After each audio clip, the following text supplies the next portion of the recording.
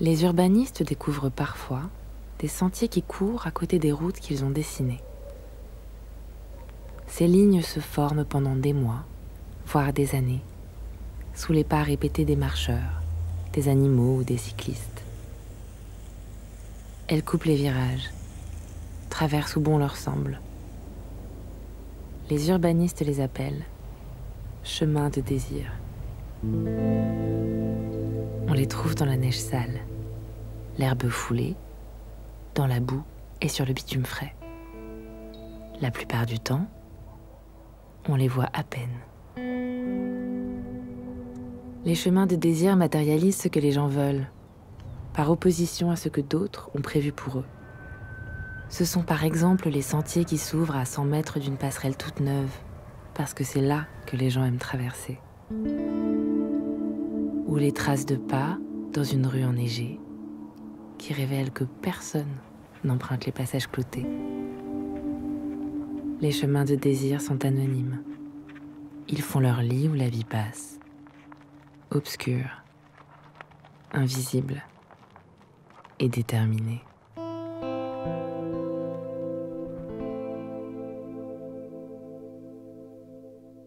Non, on va pas faire un débat politique, on va s'engueuler, ça sert à rien. Quelqu'un veut du rouge? C'est un dimanche. C'est un dimanche après-midi chez ma grand-mère. J'ai 8 ans. Et la tarte alors? Je veux bien un petit peu de rouge. On entre dans les heures de torpeur de l'après-midi, Quelqu'un d'autre? l'heure où le déjeuner s'achève, où les adultes laissent la conversation devenir paresseuse, C'est une pâte brisée, ça. Ah oui, l'heure où plus personne ne touche aux parts de tarte abandonnées sur les assiettes, S'il vous plaît, on peut sortir de table. Quoi? quand les enfants peuvent enfin sortir de table et entrer dans leur vraie vie, celle qui se mène sous le manteau, hors de vue des adultes, sous les lits et sous les arbres. Doucement, doucement s'il vous plaît. Ah bah dis donc, c'était la volée de moineaux, hein. Mes cousins et mes frères ont déjà filé dans le jardin. Bientôt, ma mère, mes tantes et mes grands-mères se lèveront pour aller faire la vaisselle. Les hommes, les pères et les oncles, eux, ne bougeront pas. Ça vient, ça vient. C'était il y a 25 ans. Et j'étais trop petite pour être incluse dans le camp des femmes. Trop timide pour être dans le camp du jardin. Mon camp à moi était celui de l'ennui, la maladie des filles qui ont peur des garçons et qui aiment trop les livres. Sans qu'on fasse attention à moi, je suis montée à l'étage de la grande maison. C'était un monde de couloirs sombres et de chambres silencieuses. Il y avait une grande bibliothèque, de longues étagères remplies d'ouvrages abandonnés par les générations successives. Je connaissais les rayons par cœur. J'avais déjà lu tout ce qui m'intéressait, plusieurs fois, pendant d'autres dimanches ou d'autres samedis. Comment vous appelle-t-on, mon brave, dit Athos. D'Artagnan, monsieur. Eh bien, Athos, Porthos, Aramis et D'Artagnan, en avant. Arsène Lupin, l'insaisissable cambrioleur dont on racontait les prouesses. 1000 millions de 1000 milliards de 1000 sabords. Mais ce jour-là, quelqu'un avait laissé traîner une échelle. Je l'ai escaladée pour fouiller dans les rayons du haut, ceux auxquels je n'avais jamais accès. Je connaissais Tintin, Astérix et Lucky Luke, mais c'étaient des bandes dessinées comme je n'en avais jamais vu. J'en ai pris une et je suis entrée dans une chambre vide pour la lire. Je me suis allongée par terre, presque sous le lit, cachée par le cadre de bois. Tout était en noir et blanc. Les hommes avaient des épaules carrées et les femmes des seins énormes. Hé! Attrapez-le! C'est lui, le pervers que nous cherchons! Il y avait des gratte-ciels et des secrétaires. Et il me semble qu'il y avait quelque part des super-héros. Oh non! Ce pervers mord les seins d'une vieille prostituée.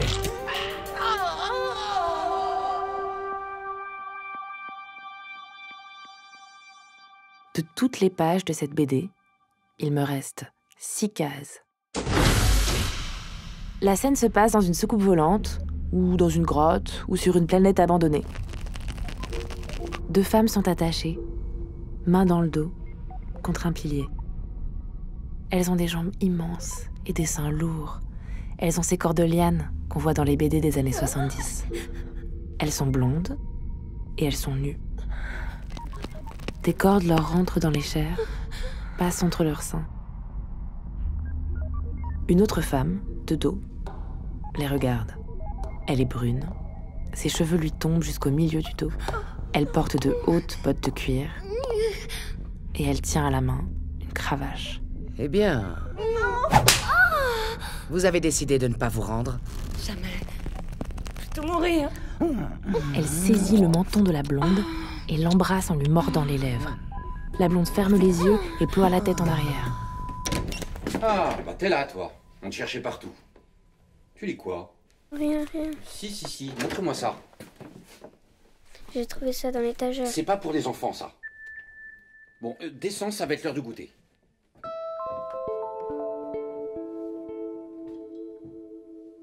C'était il y a 25 ans.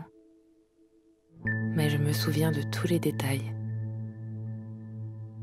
De la lumière, dans la chambre à l'étage, du silence et du sentiment de trouble qui naissait en moi. L'impression d'avoir poussé une porte sur quelque chose que je n'étais pas censée voir.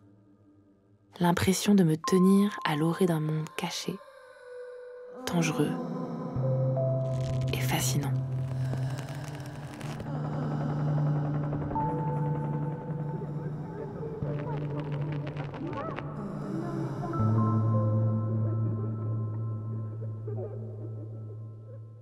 On n'archive pas ses souvenirs de porno comme on garde ses souvenirs de vacances, comme on se repasse des photos d'enfance.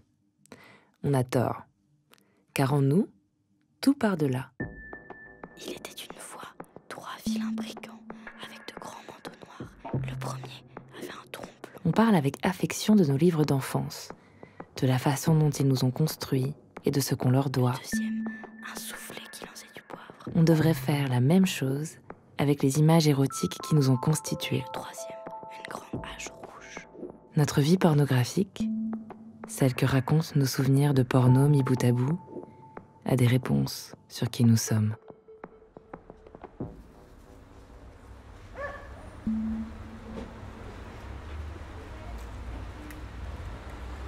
Il y a quelques semaines, une amie me raconte qu'elle a rencontré une sexologue qui traite les gens en leur parlant de leur chemin de désir. Elle va la voir tous les mardis, au fond d'une banlieue résidentielle. Elle me dit que de l'extérieur, on dirait qu'elle va chez le dentiste. Mais dans le cabinet de la sexologue, tout est bleu et calme. Et elle fait ce qui ressemble de loin à du yoga, alors qu'en fait, elle apprend à retrouver derrière ses paupières les lignes de ses chemins de désir. Elle dit que la sexologue a défait des nœuds en elle, qu'elle croyait serrés comme des poings. Mais elle fait de l'hypnose, ta sexologue? Non. Plutôt de l'archéologie. C'est comme si elle t'aidait à déblayer des tunnels et qu'elle t'y emmenait pour te faire visiter les pièces cachées du palais. Mais je croyais que ton problème, c'est que vous baisiez plus. Oui, moi aussi je croyais. Mais le problème, c'est que mes lignes de désir sont coupées. En l'écoutant, j'essaie de voir sur ses mains à elle où sont ces lignes de désir. Je me demande si elles nous déterminent, comme les lignes de la main. Et si, comme Corto Maltese, qui s'ouvre la paume d'un coup de rasoir pour se dessiner une ligne de chance là où il n'en avait pas, on peut les créer ou les modifier quand on en manque.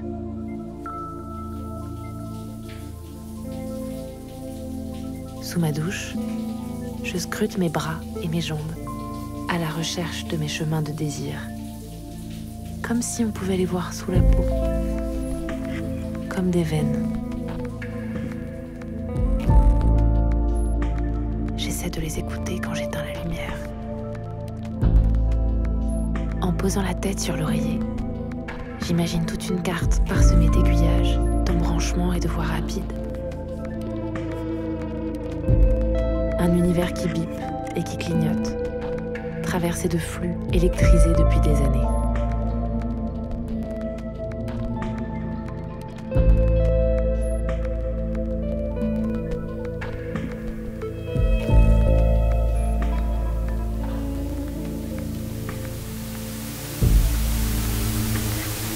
En France, l'âge moyen de la première exposition à la pornographie est de 10 ans. On peut quand même s'entendre sur le fait qu'à la base, un anus n'est pas fait pour accueillir 5 pénis. Le fait d'être payé pour faire quelque chose biaise la question du consentement. Il faut aussi comprendre que c'est aussi des actrices et des acteurs qui vont de leur plein gré, on ne les force pas à le faire. Enfin, qui vont de leur plein gré, oui, peut-être, parce qu'ils ont peut-être aussi besoin de gagner leur vie. Enfin, je veux dire, c'est... Des années plus tard, l'actrice a dit « Vous avez assisté à mon viol ». Le porno a mauvaise presse.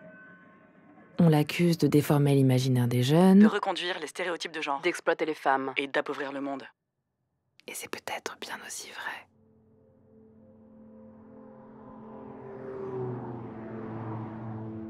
Mais moi, quand je remonte mes chemins de désir, je suis bien obligée de voir combien sans le porno, ils n'iraient nulle part. Ils tourneraient sur eux-mêmes comme un rond-point. J'ai découvert le porno à 8 ans, puis à 13, puis à 16, puis à 20, puis à 30. À chaque fois, il avait changé de forme. À chaque fois, il m'emmenait dans de nouvelles directions. Je suis de la génération qui a connu le passage au porno en ligne. Celle qui a un pied dedans et un pied dehors. Qui a découvert l'excitation dans les livres et s'est professionnalisée sur YouPorn. Ma vie pornographique, c'est une météorite. C'est une arche qui traverse les époques.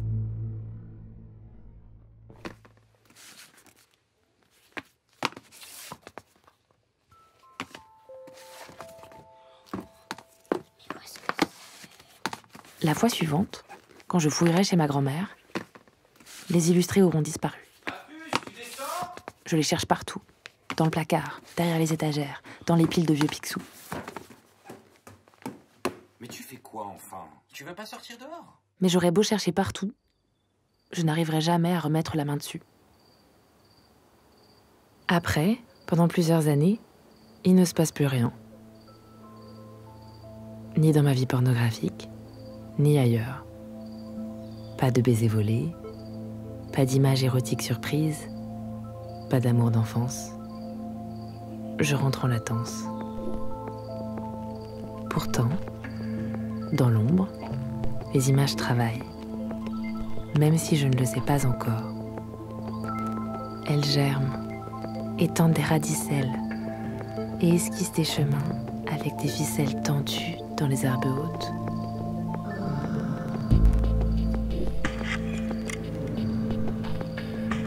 Dans la zone inaccessible où se forment les désirs, une triade s'ébauche. Sein, contrainte, s'étoile. cuir et corde.